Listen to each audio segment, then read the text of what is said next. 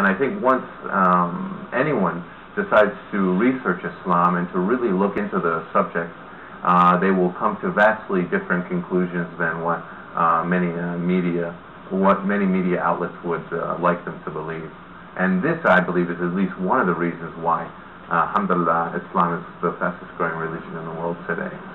Of course, Brother Ali, when you talk about the Quran and the most recent scientific discoveries in the Quran, like something like birth, like the galaxy, like the Earth, the Sun, and the solar system, and the recent discoveries in the Quran, do you think that this might help attracting people to become a Muslim?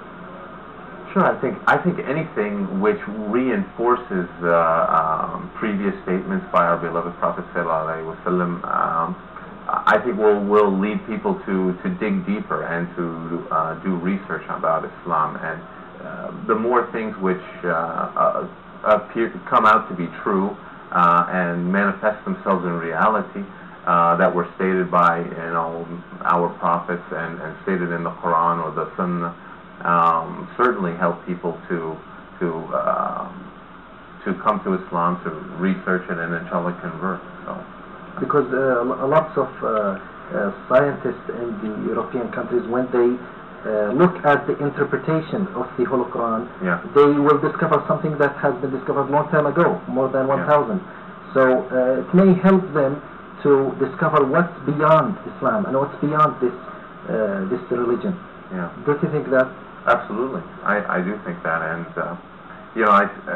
I think the more people, as I said, I think the more people get interested in Islam and hear about Islam and decide to research it for themselves, I think that they will be pleasantly, inshallah, surprised about what they find and what Islam has said about the future and the course of human history and so on.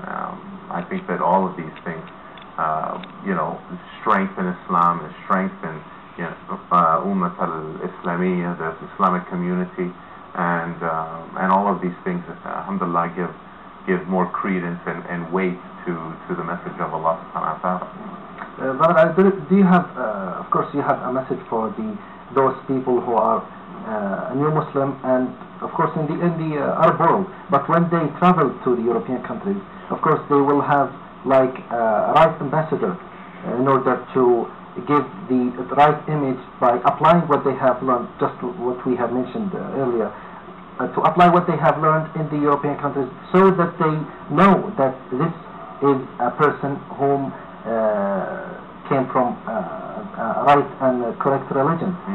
Absolutely. So I think everybody, all Muslims around the world, and particularly maybe Muslims from the Middle East, when they travel to Europe or Canada, the United States, or anywhere for that matter, I think we as Muslims have a duty and an obligation to remember that we are ambassadors and stewards of our beliefs and our religion, and that it's important for us to remember to exhibit and to model these values and ideals when we visit another country.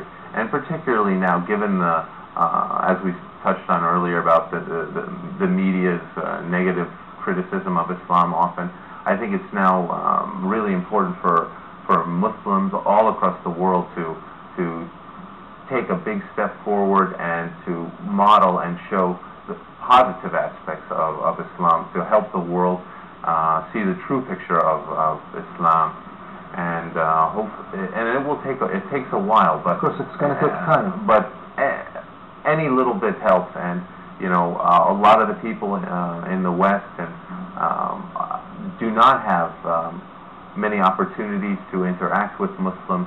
So when Muslims visit these countries, it's really important for us to model and exhibit the Islamic ideals so that people all across the world can get the proper picture about Islam. Once again, ladies and gentlemen, let's go back to take this report, and we'll be right back. So stay tuned. There was a peace train, oh peace train, take this country, come take us home again. Oh, I've just been smiling lately, America is a continent, and people's knowledge of Islam and Muslim history in America or Muslim contribution to world civilization vary. Those who know are in the tiny minority. You say, just please, it's not Jim. I know a number from Pakistan, Shafqat Siddiqui, whom I knew personally very well. He contributed to the development of a program in chemistry in this country. Dr. Mayberry is a scholar of chemistry who spent 10 years working in the UNESCO on improving history textbooks worldwide. Let me take you to the 10 years when you were teaching here. Did the textbook reflect the contribution of Muslims to the to science or art or? I know UNESCO's position on that, and I'm highly in favor of it, in being more fair to the influences of other cultures on American, and that this should be in our school books, and I'm not sure that it is, but that's certainly the UNESCO position. I don't know if I recognize that, and I support that. In fact, this information does not make the textbooks in many high schools. For this reason, the majority of the Americans do not know the role the Muslim played in the United States, even the recent contribution of the Muslim Americans to science. Yes, so do you know of any Muslim who made any contribution to American society? I don't, I'm sorry. Well, what about the names like Muhammad Ali Clay? He's a boxer, he's a Muslim. Right, that's about the only one that comes to mind. Have you ever heard about Farouk al-Baz, for instance, in NASA? No. Ambassador Hassouna said that there is a lot of work needed to be done to increase the awareness about the Muslim American contributions to science. So there are many. There's Farouk al-Baz, this famous,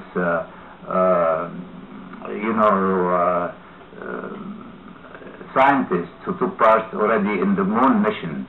He's a biologist. He is at the University of Boston in remote sensing. He's very well respected. There's Ahmed Zuwail, who got the Nobel Prize for Chemistry, who is working in Caltech in California. There's Ilyas Zarhouni. He's an Algerian Muslim who heads one of the biggest scientific research institutes in this country, the National Institute for Health, that has a budget of 27 billion.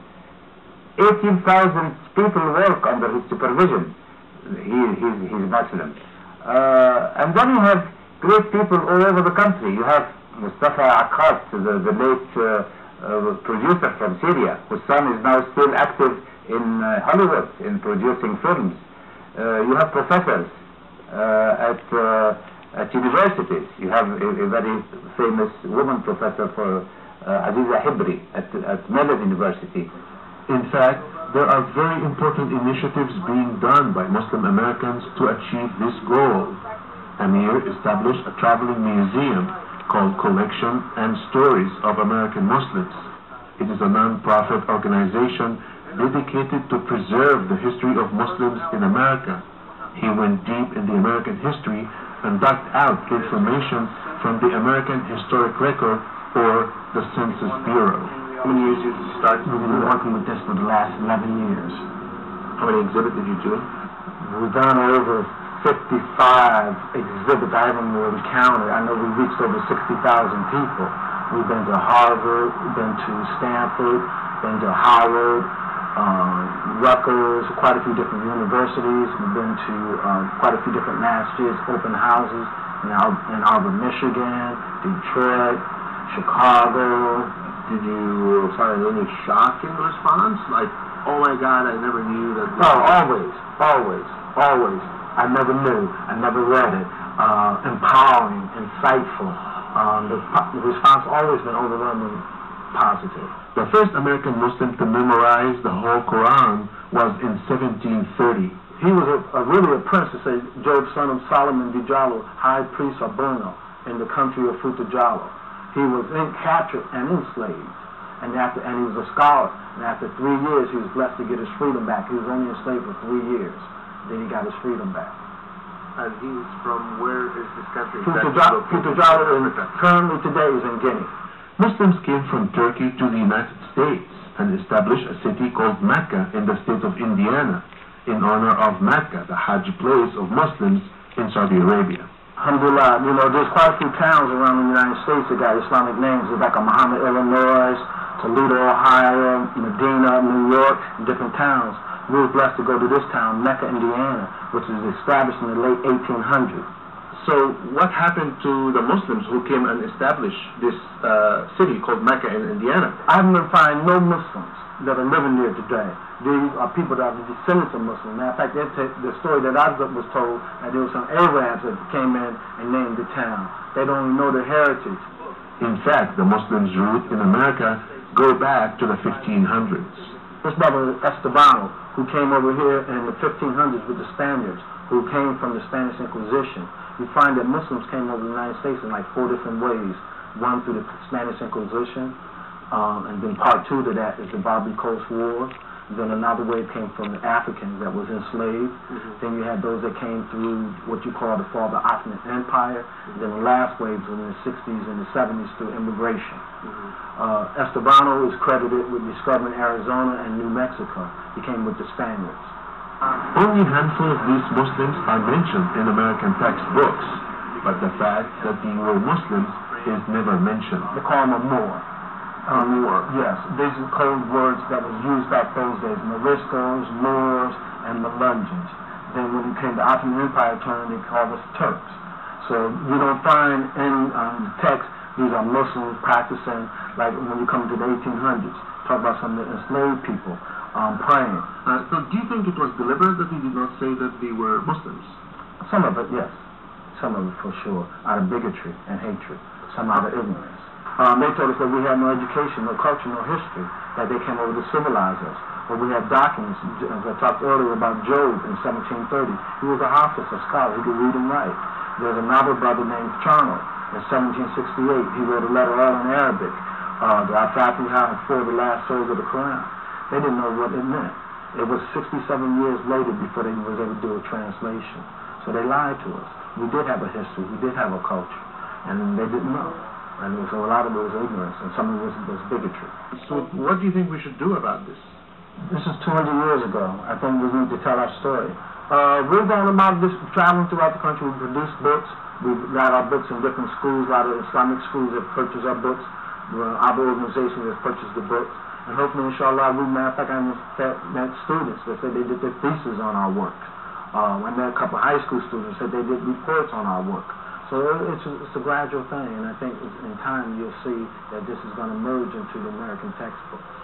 Efforts must be made to support such kind of American initiatives that show the roots of American Muslims and their contribution to American society. In Washington, this is Aziz Fahmy. Dreaming about the world is one, and I believe it could be someday. Welcome back, ladies and gentlemen. You're still watching KSA2. Welcome back, Brother Ali. Good to be here. In your opinion, Brother Ali, I mean, it's, when the European people see some movies about giving some bad image about Islam, do you think that lots of them believe what they are watching? Well, I think it depends on the. Sure, I believe some probably believe what they're watching. Others have flatly reject it. So I think it's a mixed bag. I think a lot of the like Wilders. There's a famous parliamentarian in Holland who put out a movie, which was very anti-Muslim and anti-Islamic. And I think if you watch these documentaries or these movies, obviously they have a political agenda, and so anytime you watch anything, you have to take into account that, and consider the source and what is this, what are the filmmakers or objectives for creating this film, and then consider why they did it, and because a lot of it is or can be type forms of propaganda, done to score some cheap political points, for their political party and their home constituency or their home area. So